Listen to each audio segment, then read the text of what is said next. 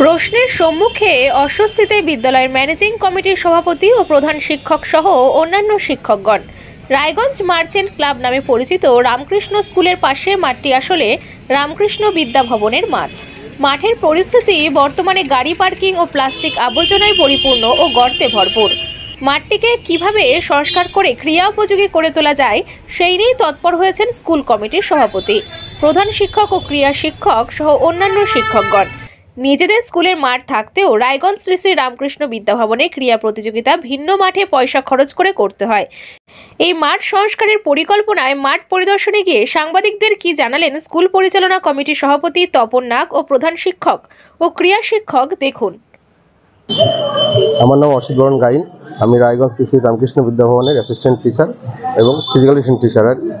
তাছাড়া আমার আরেকটা পদ আছে, যেটা হচ্ছে আমি district council for school games and স্পোর্টসের সাধারণ সম্পাদক। গোটা জেলার খেলাটাকে আমাকে পরিচালনা করতে হয়।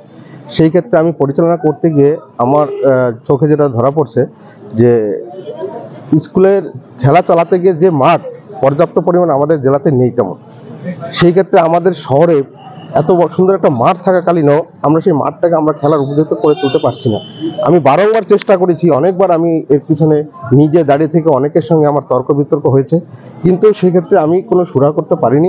আমি নিজের উদ্যোগ নিয়ে আমি মাঠে বারপোস্ট লাগিয়েছি যাতে একটা খেলার উপযুক্ত নিয়ে আসা যায়। আমার এবার চেষ্টা ছিল যে আমার জেলাতে আমার এই মাঠে সাব ডিভিশন লেভেলের ফুটবলটা করব। তার জন্য আমি অনেক চেষ্টা করেও শেষ পর্যন্ত আমি ব্যর্থ হয়ে সেই খেলাটাকে আমাকে গয়লাল স্কুল মাঠে নিয়ে যেতে হয়েছিল। কেন মানে উপযোগী করা গেল না? কেন এখানে দেখা যাচ্ছে ডাক্তারদের বিভিন্ন যে রোগী পেশেন্টরা আসে তাদের যে গাড়িগুলো, সেই গাড়িগুলো নিয়ে এসে এখানে মানে ঢুকে যাচ্ছে, তাদেরকে বারণ করা সত্ত্বেও তারা ঢুকে যাচ্ছে, তাকে আটকানো যাচ্ছে না। তাছাড়াও মাঠের মাঝখান দিয়ে যে একটা রাস্তা চলে গেছে, সেই রাস্তা দিয়ে বাইক এত স্পিডে যাচ্ছে যে খেলার ছেলেরা ওখানে খেলতে গিয়ে অনেক সময় আমার অ্যাক্সিডেন্ট হয়ে গেছে, যে তবুও আমরা তাদেরকে আটকাতে পারিনি। কিন্তু এটা অনেকবার আমি চেষ্টা করেছি কিন্তু আটকাতে পারিনি। মানে কোথাও কি কোনো রকম মানে ইয়ে রয়ে গেছে, খামতি রয়ে গেছে যে মাঠে খামতি বলতে যাচ্ছে না? খামতি বলতে কি এখানে প্রশাসনিক লেভেল যদি একটু সহযোগিতা করে, আমাদের তো এখানে মাঠের আসলে ফেন্সিংটা আগে দরকার, যেটা আমরা কিন্তু সেটা করতে পারছি না, কারণ আমাদের অর্থনৈতিক দিকটা একটা দুর্বল আছে। যেটা আমরা যে এই ফেন্সিং দেওয়ার যে বিপুল অর্থ, সেই অর্থটা কিন্তু আমাদের কাছে স্কুল লেভেল থেকে নেই। সেটা যদি কোনো প্রশাসনিক লেভেল থেকে সেটা যদি আমাদের করে দেয়, তাহলে কিন্তু আমরা সেটা একটা উপযুক্ত মাঠের একটা সুন্দর পরিবেশ আমরা নিয়ে আসতে পারি। তাতে আমাদের জেলার স্কুল বিদ্যালয়ের ক্ষেত্রে যেসব স্কুলে স্পোর্টসগুলো আমরা হয় আর কি, জেলা লেভেল বলেন, জোন লেভেল বলেন, সাব ডিভিশন লেভেল বলেন, সেই খেলাগুলোকে আমরা এখানে কিন্তু নিয়ে আসতে পারি আর কি। অসুবিধা বলতে খেলার পরিবেশ উপযোগী যে মাঠ হওয়া উচিত সেই রকম পরিবেশ এখানে নেই।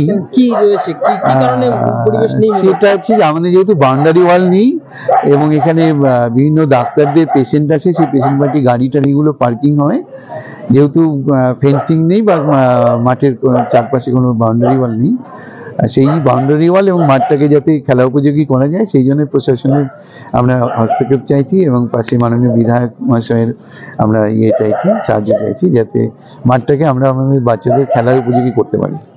আপনারা স্কুলের পক্ষ থেকে কোনো উদ্যোগ নেবেন? হ্যাঁ, সেটার জন্যই তো আমরা এসেছি।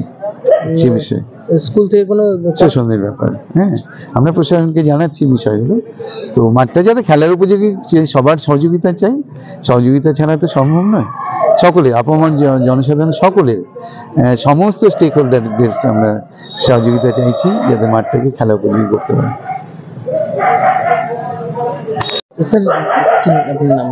আমার নাম সৌমিত্র তরফদার। বলছি স্যার, স্কুলের মাঠে এলেন, মাঠের কি পরিস্থিতি দেখতে পেলেন? মাঠের পরিবেশে মানে খুব মন খারাপ করা হয়। স্কুলের মাঠে এসেছি আমরা, স্কুলের মাঠ এটা, সেই স্কুলের মাঠের পরিবেশটা একটু খারাপ হয়ে গেছে। আমরা বারংবার চেষ্টা নিয়েছি, বিভিন্ন জায়গায় লোকালিটিতে একটু সমস্যা হচ্ছিল। আমরা স্কুলের মাঠের যে খেলাধুলা, সাংস্কৃতিক অনুষ্ঠান, এগুলো ঠিক হচ্ছে না। তো সেটা কিভাবে কি করা যায়, সঙ্গে হেডমাস্টার মশাই এবং সম্মানীয় টিচার্সরা আছেন, গেম টিচাররা আছেন এখানে, তাদের সাথে করে নিয়ে আমরা একটা মাঠ পরিদর্শনে এসেছি। এবং এইটা করার পরে আমরা আমাদের এখানকার যে স্থানীয় সম্মানীয় বিধায়ক আছেন, যিনি মানুষের পাশে থাকেন সারা বছর, আমরা আশাবাদী যে আমরা এই মাঠের কিভাবে সংস্কার করে এস্টাবলিশ করা যায় এটা নিয়ে গেলে উনি আমাদের পাশে থাকবেন। যদিও গতকাল আনঅফিশিয়াল কিছু কথা হয়েছে ওনার সাথে, সেই হিসাবে আমরা মাঠটা দেখতে এসেছি এবং মাঠের মধ্যে দাঁড়িয়ে মাঠের একটা প্রাথমিক প্ল্যানিং করে কিভাবে কি করা যায় আমরা এসেছি এই জন্য। আমার নাম তপন নাগ, আমি স্কুলের এমসির প্রেসিডেন্ট।